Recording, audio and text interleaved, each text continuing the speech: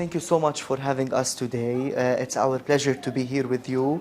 Ms. Zkiة Hussein, Deputy Police Commissioner for the Police Brigade in Somalia. Thank you very much, and I appreciate this opportunity to speak to my brothers and sisters in the Arab and the Muslim world, and I appreciate this meeting with yourself. من الواضح جدا بأن خيار الدولة اليوم هو التعاون والتعامل مع المواطنين، مع المجتمع في الحرب ضد جماعة الشباب أو ضد الخوارج. كيف تقيمين تفاعل المجتمع الصومالي معكم وأيضا أخذه جزء من الحرب التي اليوم تخوضونها على جماعة الشباب؟ So this new war against the Khawarij, the ending of all ending against the war against the Khawarij, the president has actually utilized a very good strategy, and that strategy is it has to come from the community. If the community does not engage, if the community is not against the Khawarij, it does not do any good to engage the security forces. So the community has been quite instrumental. They were the ones that were fed up with the taxation, with the executions, with the constant criminals activity of the Khawarij. So there was a public uprising against the Khawarij in which then the government took advantage of it. Right now, we work very closely with the public. It's not only about liberating and fighting al-Shabaab gun against the gun. Where the government has also come up with a very extensive stabilization program in which there is education that will be provided in the liberated areas. There will be water, sanitation, basic necessities of life that the Khawarij has deprived the public from. The government is providing automatically as soon as they take over from the areas. So the military liberate, the police take over, and then the ministries will come in. The health ministry will come in, provide hospitals, medical assistant, emergency assistant. The education ministry will come in, make sure starting from the masajid, starting from the madrasas up until the schools and the formal education system. So it is a massive comprehensive program. It's not only about military and police force and security agencies fighting the Khawarij. It is a comprehensive engaging with the public and asking the public, okay, now you have liberated yourself from the Khawarij, what do you need from the government? And then the government provides with the assistance of their international partners. أخبرينا أكثر عن ما بعد تحرير المناطق المحررة. قد قمتم بتحرير مناطق مهمة جدا واستراتيجية جدا كانت أساسية لجماعة الشباب، منها هررديري، معقل، معهد كاراتيه سابقا. كيف تضمنون أن تلك المناطق المحررة سوف تبقى محررة وسوف تبقى في كنف الدولة الصومالية؟ So, like you said, there was major areas that have been liberated from the Khawarij. Some of these areas have been in their control for 15 years or more. Aden Haradere, and so many other areas that have been liberated. Like I said, this liberation came about from the public first, the revolting against the Khawarij. So the public are fighting, the resistance group, the Ma'awisley are fighting alongside with the SNA. These Ma'awisley or this resisting group are from the locality. They are not from the security forces, they are not from other areas, they are from the actual locality. They are the ones that stood up against the Khawarij with the support of the federal government. Once that area has been liberated, they are staying there because they liberated their area.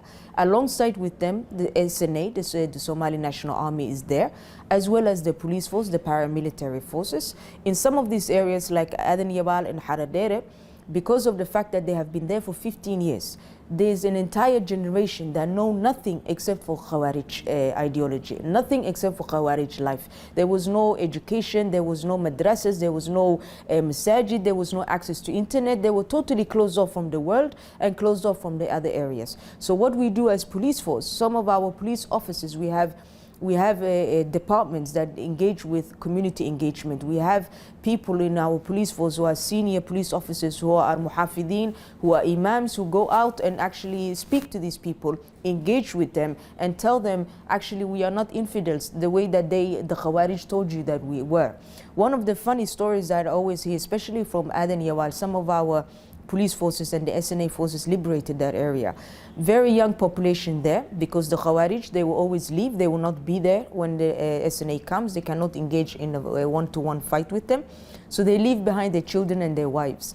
So the military, they liberated, the police was with them, the Ma'awisley or the local resistance were there. Once they liberated, one of the things that happened was the public was very scared of them, because imagine 15 years, you've only had Khawarij mentality, you only known what Khawarij has told you.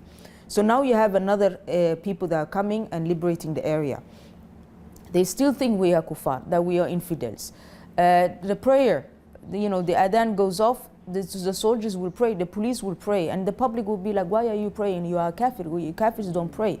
That kind of engagement with the public in itself, it's part of the liberation. It's not only that we kick them out and then khalas, we leave the area. It's not about that. We stay, we engage with the public. Like I said, we bring food. The women have been very instrumental in this. The women led by the Ministry of Women and Human Rights, led by my office as the highest female police chief, as well as the First Lady's office with the Prime Minister's office. Everybody, all of the women engaged by bringing food, water, clothing, and going there with the soldiers and say, listen, this is the government, this is the reality of life, welcome back. And we're setting up internet, we're setting up schools. So it's not only about liberating and then khalas, we leave the area, we stay. And we stay put and we engage with the public and we rebuild their lives for them. نعلم بأن تمويل الشباب، ميزانية الشباب مرتفعة جدا. من الذي يمول تلك الجماعة؟ Al-Shabaab is not only a terrorist organization, it is an organized mafia organization. They are in drug dealing, they are in human trafficking, they are in all kind of organized crime activities that we know of the world. Because the Somalia was kind of weak governance, we have very porous borders, it's very difficult for us as a government, we are trying to come up and take control of our country as much as possible, but they have taken advantage of this post-conflict environment in which a war economy was created. That war economy, the greatest benefactor is Al-Shabaab. However, in the recent operations against the Khawarij, because they have lost so many big cities and big locations and big regions that they had, Aden Yawal Haradere and the entire middle and lower Shabelle, that has actually cut off their financial provision, because this is where the most fertile land in the country is. So they utilize that, abusing the agricultural sector, forcing the farmers to plant marijuana instead of planting sugar and other plantations, and then selling that off. Now that the government has taken over, they've cut off all of the financial streams into things. So what are they using now? Now they're using their women.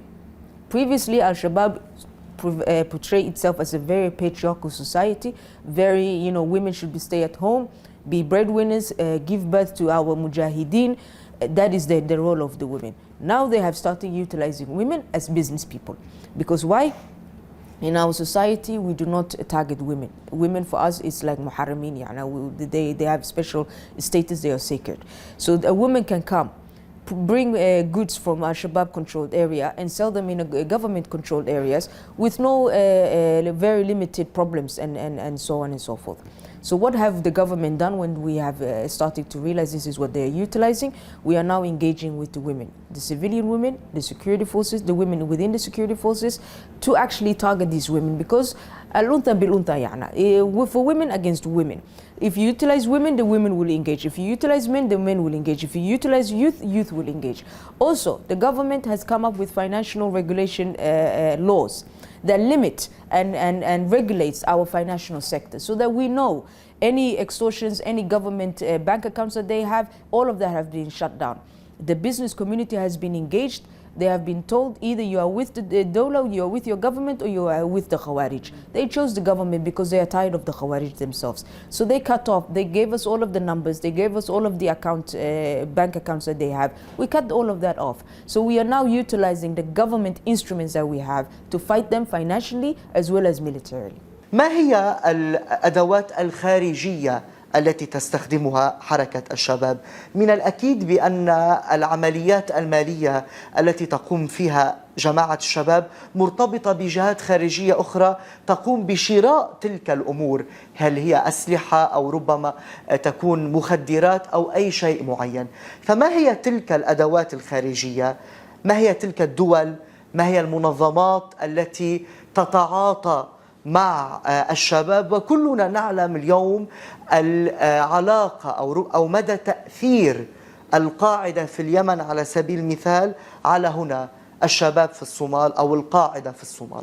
So the slogan, the philosophy that the president has is Somalia at peace with itself and at peace with its neighbors and the world. In order to be at peace with itself and the world, what is the one that is against our peace? We have one common enemy, Al-Khawarij. Whether they use the name Al-Qaeda or they use the name of Al-Shabaab or whatever other names they use in Yemen or whatever, we have one common enemy. So how do we approach this common enemy together? So the president has engaged not only regionally, he has brought all of we have AMISOM troops here, we have foreign troops that are working with us very closely to fight against Al-Shabaab. He brought the heads of states to Somalia, to Mogadishu, for a summit to say how can we collaborate together and fight against this. Because let me tell you one thing, if they leave Somalia, they will come to you next. And if they come to, or if they leave you, they will come to me. So we are dying together. So let's make sure that we can live together and fight against these people together. He did not stop there. We have international partners that help us, whether it is the Turkish or the Americans or the British or the Europeans. He has engaged with them, went to their countries, engaged with them and told them this is what we want to do as Somalis. This is our new strategy against the fight against the Khawarij. These Khawarij are not only fighting in Somalia. They are being sponsored by people in America. They are being sponsored by people in Europe. They are being, they are taking fighters from here, foreign fighters from here, and bringing them to your country to fight in your country. This is our common fight. So this is the message that the president has, on an international arena, been delivering over and over and over again. This has been very well received by the international community and our international partners, our brothers and sisters, and they have all gelled together to fight against this. And our president, the commander-in-chief, has shown that he is very serious about this fight against the Khawarij. He has promised within 1 year we will finish them off. This is the elimination of the Khawarij. This is not only a fight against him, it's the elimination. So he has shown by action and by word, by fi'l and by qawl, that this is very serious by him. He has liberated, he has gone out to the front lines himself and encouraged the security forces, talk to the public over there, making sure every single day, if you want to talk to our president, you have to talk about the elimination of Khawarij. There is nothing else for us as a government right now. That has worked very well inside as well as outside. It is affecting the Al-Shabaab, because they were not only sponsoring their own activities within Somalia, they were also helping and sponsoring outside as well. Because like I said, Al-Qaeda has suffered a lot from different, leadership being killed off, operations happening, the international community, fighting against them altogether. They have suffered a lot. ISIS has also provided a challenge towards the Al-Qaeda itself. So Al-Shabaab became the son, the oldest son, that it's kind of coming to the aid of the father. Now that the son has been cut off, he himself is suffering, then the rest of them will also suffer. And people are starting to realize this international approach by the government, by the federal president, and people have been brought on board with that. And the international community has been very, very open and supportive for that. أستاذتي، في السؤال الأخير، اليوم في هذا المنصب القيادي الأمني الذي أنت فيه، وأنت السيدة الأولى عربيا وإسلاميا التي تكون في هذا المنصب الشرطي الرفيع، أية رسالة توجهونها إلى الخوارج، إلى جماعة الشباب عبر هذا المنصب الذي تحملينه، وماذا يعني أن تكون امرأة في هذا المنصب؟ So in our society we have a proverb, we say the hawenka wa lafdawarka bulshada, which means the women are the backbone of the society.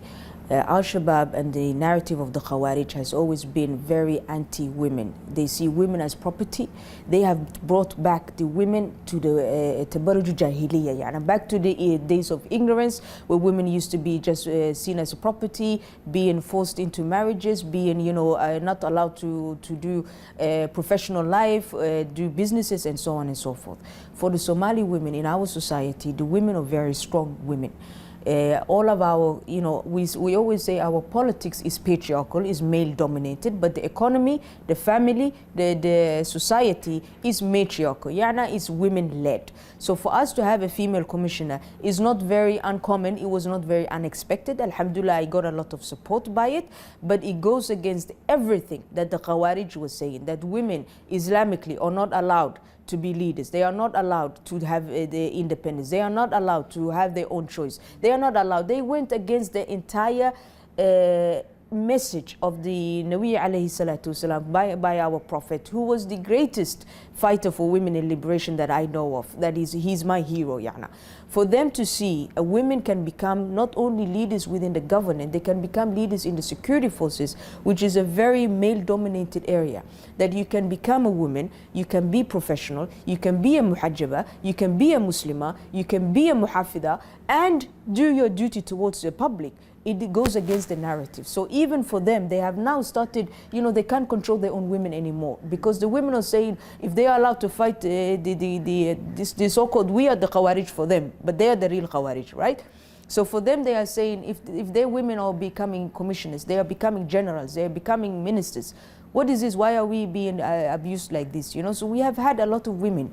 Right now we have one of the highest level of women defectors coming out, because we are talking to them directly, women to women, saying we will not differentiate you from Al-Khawarij unless you differentiate yourself from the Khawarij. These men, they don't care about you, because he wants to die and he wants to go for 70 Hurul Ain in Akhirah. He has no interest in you. Save yourself, save your children, get out of there. These men are not your interests. They are not your saviors. Look at our women. They are everywhere. They are doing everything that they want to do. So the very fact that I am alive, that I am here, that I am commanding, that I have my hijab on, that is a message directly to them to say, this is the real Muslimah, this is how a Muslim is supposed to be, and this is the real teaching of the Islam. My very existence is a narrative, the most powerful narrative against the Khawarij. شكرا لك سيدتي على هذه المقابلة. طبعا استمتعنا جدا بمعرفة تفاصيل الحرب على الخوارج، وأيضا رؤية القيادة الصومالية اليوم عسكريا أمنيا وأيضا سياسيا. جزيل الشكر.